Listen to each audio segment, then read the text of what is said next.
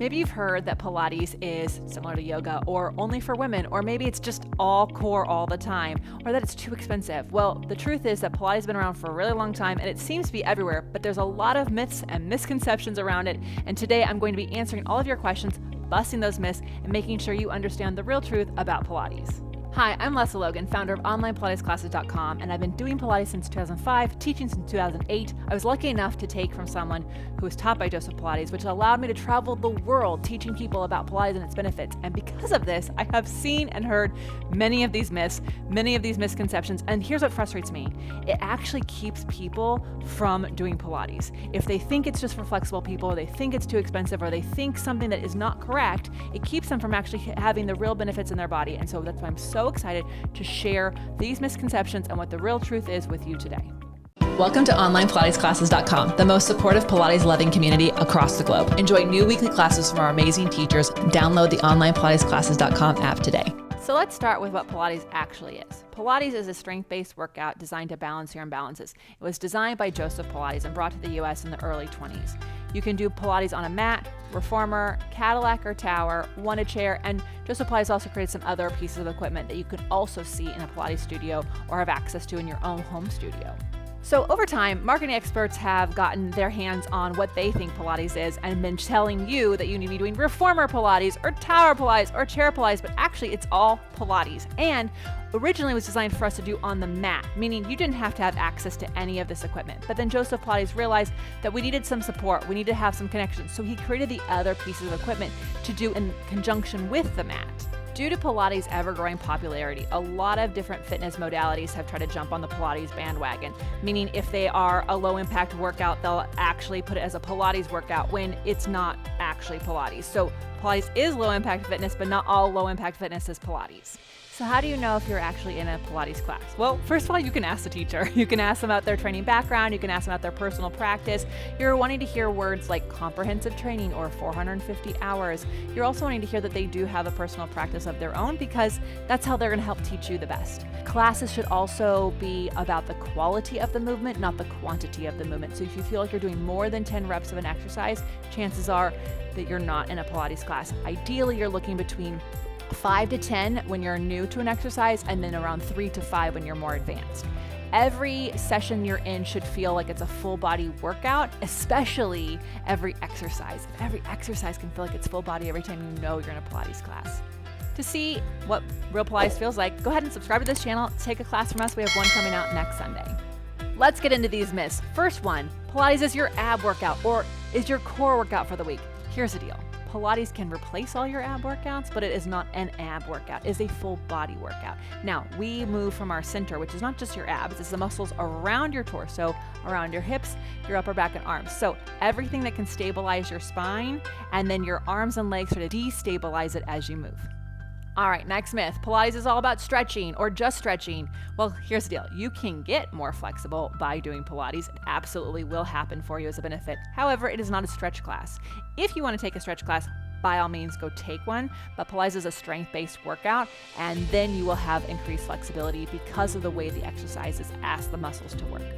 All right, next myth. Anyone can teach Pilates. Here's the deal. I would love that every Pilates lover out there who wants to teach does, because their passion is going to bring more people to taking this method. However, just because you have been teaching some other fitness modality doesn't mean you can just look at the choreography and teach Pilates. You do need to understand the whole method from how it was founded, why the exercises are the way they are, and what the true concepts of Pilates is so that you can bring the full benefits of Pilates to the people that are taking from them. So find a teacher who's been comprehensively trained, understands how the history of the Pilates works so that you can really get the benefits of it as you do it.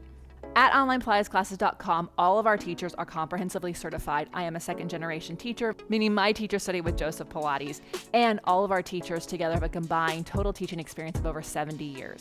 Make sure you check out the About OnlinePilatesClasses.com video so you can see everything we have to offer, including tutorials and classes, an amazing community, someone who can actually give you feedback on your practice, and so much more. Plus, you will enjoy new workouts for every level here on this channel, so make sure you subscribe and make sure you get those notifications so you never miss a workout. All right, next myth, Pilates is easy. All right, so here's the deal. If Pilates feels easy, it's probably because you're understanding the choreography, the moves, what's going where, but not from where it's moving from.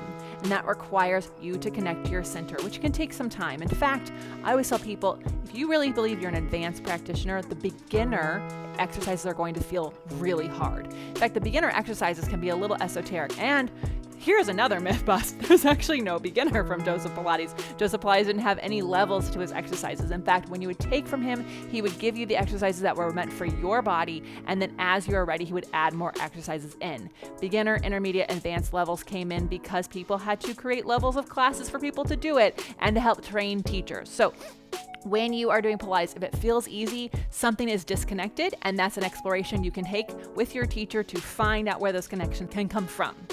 All right, next myth is you need to be flexible to do Pilates. Let me just say this right now. You do not need to be more flexible before you do Pilates. You do not need to lose weight before you do Pilates. There's nothing you have to change about yourself to start a Pilates practice. All right, you are amazing the way you are, and Pilates will meet you where that is. But Pilates is actually harder for flexible people because they are able to make it look like they're doing Pilates without actually being connected. So the tighter you are, the easier it is to connect to those muscles, and the more you're gonna feel the benefits of Pilates. For my people who are hyper flexible, hello, I see you.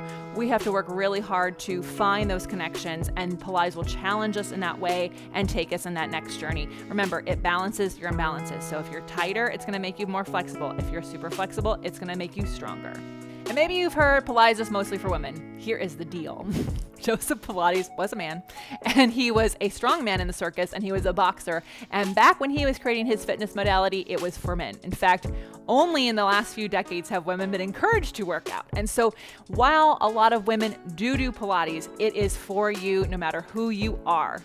On Pilates is for dancers is the next myth that sounds like a lot like Pilates is for women. Here's the deal. Dancers started working with Joseph Pilates. They were actually sent to him to be fixed, but it wasn't actually designed for dancers. However, because so many dancers were working with Joseph Pilates, and then these dancers were traveling the world, they started to teach his methods to other people.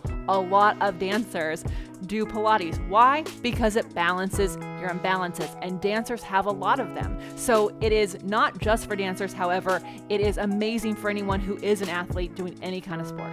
All right, so maybe you've heard Pilates is like yoga, similar to yoga, or a derivative of yoga. Yoga is its own thing, and while there are some exercises that are inspired or may look like they were inspired from yoga, they are actually two very different modalities, and they have very different intentions. Pilates does have access to equipment, whereas yoga is slightly different. It's always on the mat. So then when you look at Pilates on the mat, some people think, oh, it must be like yoga. But again, the intentions and the goals of the exercise are very different. The breath you need to do Pilates versus yoga is very different. So here's what I love to tell people. Pilates is going to make your yoga practice amazing. They're different exercise workouts. And I'm super excited because I have an entire video about Pilates and yoga coming up very soon. So make sure you're subscribed to this channel and get your notifications so you don't miss that video. Okay, so something I hear a lot is Pilates is too expensive. I just want to actually myth bust this in a big way. Here's the deal.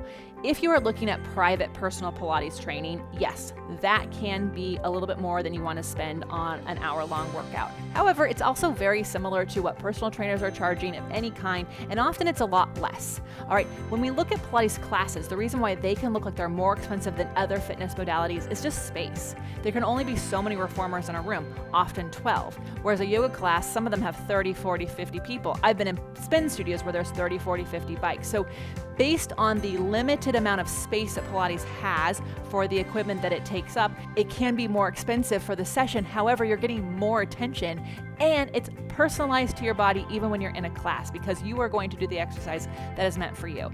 And at onlinepilatesclasses.com, you will see that we have memberships that are actually based on the pieces of equipment you have access to, and a monthly membership at onlinepilatesclasses.com is going to cost you way less than a monthly membership in a brick and mortar studio somewhere else. And our classes are designed for all levels. They're on the mat, tower, reformer, or chair. And again, you pick the classes that you actually have access to the equipment to. You can take a class live with us each month. You can enjoy classes on our app or on demand on your computer. And you also can get feedback on your form in our amazing, amazing community that's going to help hold you accountable. So make sure you check out the promo code we have below. It's onlinepilatesclasses.com/YouTube. Give us a try and see how we can help support you in your Pilates practice. Thank you so much for watching. I hope I answered all of your myth-busting questions. If I didn't, feel free to put them in the comments below. I'm Lesley Logan, and I will see you next week.